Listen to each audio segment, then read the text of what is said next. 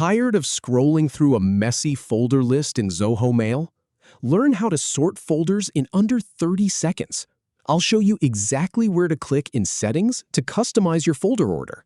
Just follow these 4 simple steps.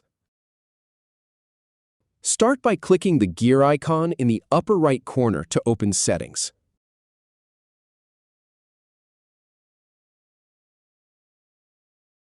Then, from the left sidebar, select Mail View Options.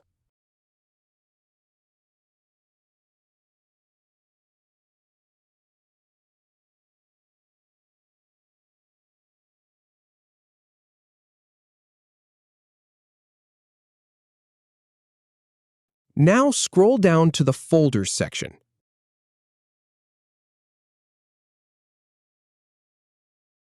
Finally, choose your preferred folder sorting option, and you're all set.